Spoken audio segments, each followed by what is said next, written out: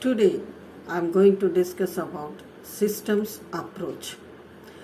It is something extension of scientific management. There are three types of theories in modern management thought: classical, neoclassical and modern approach.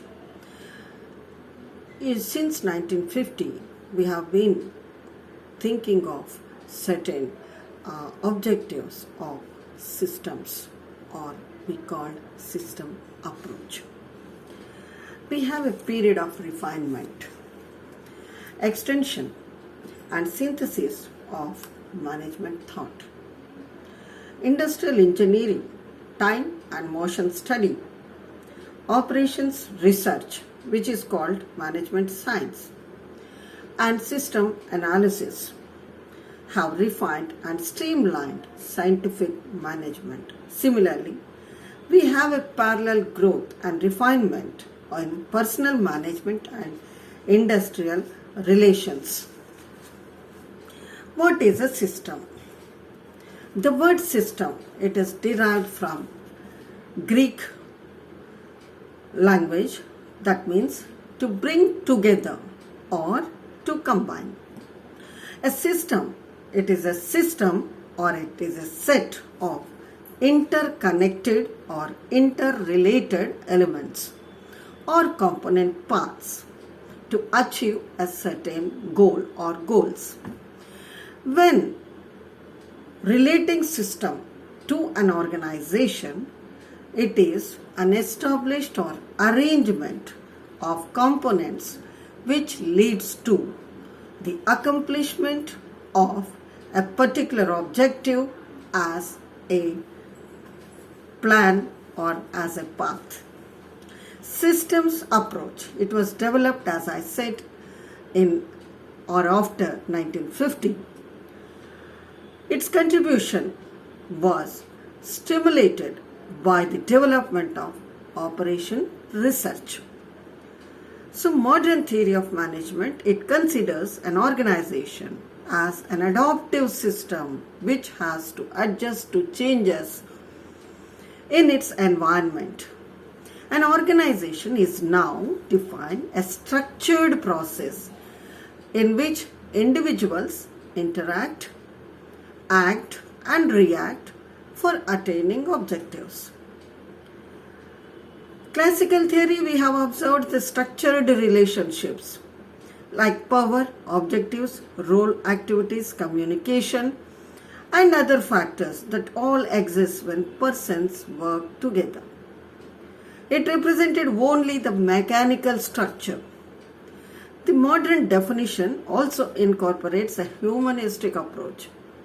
And neoclassical theory, it defined organization as a group of people having common objective and emphasized only the humanistic approach. Now, the system, it has been divided into three parts. Every system is a goal oriented and it must have a purpose or objective to be attained. The objective, it provides base for evaluating functions performed within the system. Secondly, in designing this system, we must establish the necessary arrangement of components. This is nothing but organizing function of rearrangement of the components.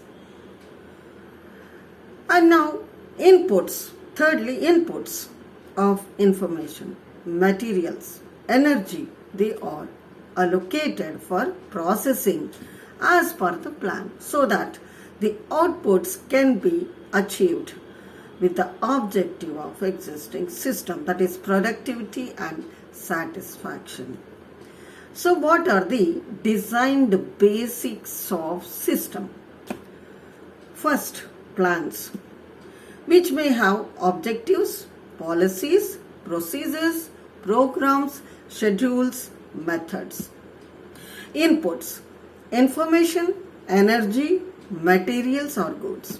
Process, conversion of inputs into outputs, that is men, machine and system.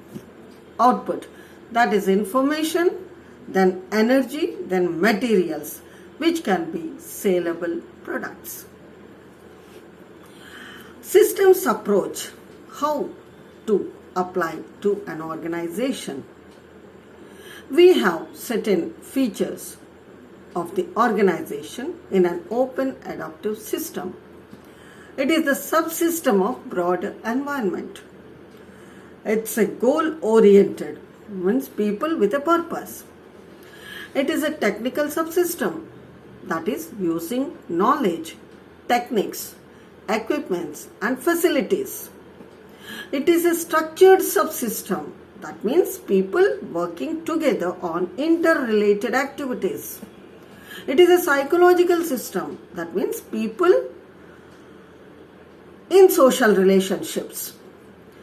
It is a coordinated system, that means managerial subsystem, create, planning, organizing, motivating, communicating and controlling the overall efforts directed towards a set goal. Now, what are the elements that include in the system? Persons, physical resources, climate, economic and market conditions, attitudes, competition and existing laws. So an organization and its environment, both are interdependent. So environment in an organization provides inputs, that is resource and opportunity, and limits which determine the nature of success of an organization. Now output, it is the goods or services which are desired by the environment. The activities of an organization must be acceptable to the environment. So an organization, it should also have a feedback. So environment get reacted to the outputs of the organization. On this reaction, the environment determines its future inputs into the organization. An organization, it has an open adaptive system. That is, an environment is a supra-system which has inputs, processes or operations, then deviation or detection and output. And if any necessary corrective action, then later feedback. That is, after correction process, feedback, it can be collected by the environment. Environment, which is the output to whom it is made. Now, what are the characteristics of this extended topic of scientific management, which is called modern thought of management? The system approach, what it gives? It draws an environment for inputs or resources. Now, management allocates or combines these resources or inputs to produce a desirable output. Now, the success of these outputs can be judged by the means of feedback. So, it is necessary we have to modify our mix of inputs to produce as per changing dynamics or the circumstances. What are these changing dynamics? We have a dynamic interaction process which is occurring within the structure of an organization. So there is an equilibrium of an organization and its structure which is ever changing. Now, multi-level or multi-dimensional system approach, it points out always the complex multi-dimensional characteristics within the organization at micro level and between the organizations at macro level. So, company in its little world within the business system, and macro means it's a great world, globe as a the market as a globe, and it is only one market. So within that, the company has a system. We have production subsystem, finance subsystem, market subsystem, personnel subsystem. So all these components are interrelated. Both parts as a whole are equally important. At all levels, organization interact in many ways. Now, multi-motivational.